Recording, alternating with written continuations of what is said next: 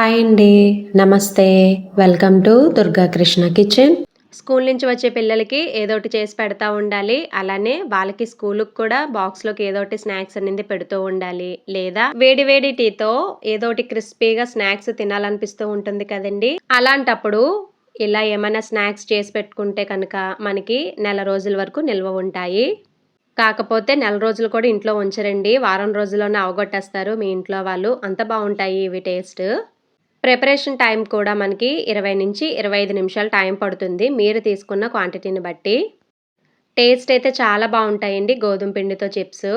వీడియోలోకి వెళ్ళే ముందు మీకు గనక ఈ వీడియో నచ్చినట్లయితే తప్పకుండా వీడియోని లైక్ చేసి, షేర్ చేసి, కామెంట్ చేయండి. మీరు లైక్ చేయడం వల్ల ఈ వీడియో అనేది మరికొంతమందికి రికమెండ్ అయ్యే ఛాన్స్ ఉంటుంది. అలానే ఛానల్‌ని సబ్స్క్రైబ్ చేసుకుని పక్కనే ఉన్న బెల్ ఐకాన్‌ని గనక క్లిక్ చేసినట్లయితే నేను పెట్టే ప్రతి వీడియో యొక్క నోటిఫికేషన్ మీకొస్తుందండి. ఇంకా లేట్ చేయకుండా ఎంతో టేస్టీగా, ఈజీగా ప్రిపేర్ చేసుకునే చిప్స్ తయారీ విధానం ఎలాగో చూసేద్దాం. ఒక గిన్నెలోకి 1 ½ కప్ వరకు గోధుమ పిండి తీసుకోవాలండి. దానిలోకి టేస్ట్‌కి తగ్గట్టుగా ఉప్పును కూడా యాడ్ చేసుకోవాలి. తర్వాత ఒక 3 స్పూన్స్ వరకు బెల్లం పౌడర్ యాడ్ చేసుకోవాలి. బెల్లం ప్లేస్‌లో మీరు షుగర్ పౌడర్ అయినా యాడ్ చేసుకోవచ్చు.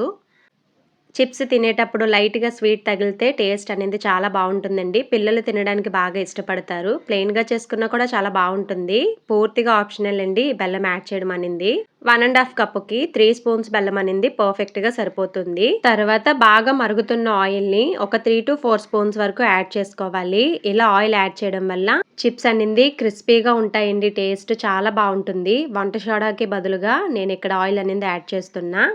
ఆయిల్ యాడ్ చేసిన తర్వాత ఒకసారి మొత్తం బాగా కలుపుకుని ఇలా ఉండ ఫామ్ అవుతుందో లేదో చెక్ చేసుకోండి. ఉండ ఫామ్ అవ్వకపోతే ఇంకొక 2 స్పూన్స్ వరకు ఆయిల్ యాడ్ చేసుకోవాలి. తర్వాత ఉండ ఫామ్ అవుతుందో లేదో చెక్ చేసుకోవాలి.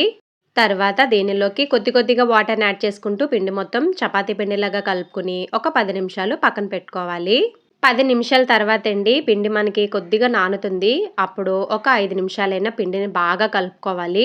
మీరు పిండి ఎంత స్మూత్‌గా కలిపితే మనకి చిప్స్ అనేది అంత టేస్టీగా, అంత క్రిస్పీగా ఉంటాయి.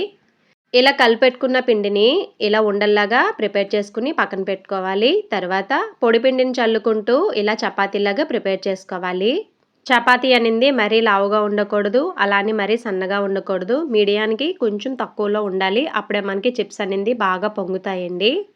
మరీ పల్చగా చేసేస్తే చిప్స్ అనింది పొంగవు. అలానే మరీ దళసరిగా చేసేస్తే కూడా మనకి చల్లారిపోయిన తర్వాత మెత్తబడిపోతాయి. అంత బావుండదు టేస్టు. కాబట్టి మీడియానికి కొంచెం తక్కువలో చపాతీలాగా ప్రిపేర్ చేసుకోవాలి. ఇలా వీడియోలో చూపిస్తున్న విధంగా ఇలా మనకి కావాల్సిన సైజులో ఇలా చిన్ని పీసెస్ లాగా కట్ చేసుకుని పక్కన పెట్టుకోవాలి. తర్వాత డీప్ ఫ్రైకి ఆయిల్ పెట్టుకుని ఆయిల్ బాగా మరిగిన తర్వాత స్టవ్ మీడియంకి చేంజ్ చేసుకోవాలండి. తర్వాత వీటిని స్ట్రైనర్‌తో జాగ్రత్తగా వేసుకోవాలి. వేసిన వెంటనే కదిపేయకూడదు. కదిపేస్తే ముక్కలైపోతాయండి. లైట్‌గా కలర్ చేంజ్ అయిన తర్వాత జాగ్రత్తగా వీడియోలో చూపిస్తున్న విధంగా ఇలా కదుపుకుంటే అన్నీ విడిపోయి చక్కగా పొంగుతాయి. చూసారు కదా! ఆయిల్ వేడిగా ఉన్నప్పుడు వేస్తే ఇలా బాగా పొంగుతాయి. మీడియంలో ఉన్నప్పుడే వేసేస్తే కనుక సరిగా పొంగవండి. అలానే స్టవ్ హైలో పెట్టి వీటిని ఫ్రై చేసేస్తే పైన కలర్ వచ్చేస్తుంది గానీ లోపల అనింది మెత్తగా ఉంటుంది. చల్లారిపోయిన తర్వాత క్రిస్పీగా అవ్వవు. కాబట్టి ఆయిల్ బాగా మరిగిన తర్వాత స్టవ్ మీడియంలో పెట్టుకుని వీటిని వేసుకుని ఇలా మంచి గోల్డెన్ కలర్ వచ్చేంత వరకు ఫ్రై చేసుకోవాలి. తర్వాత వీటిని ప్లేట్‌లోకి ట్రాన్స్‌ఫర్ చేసుకోవాలి.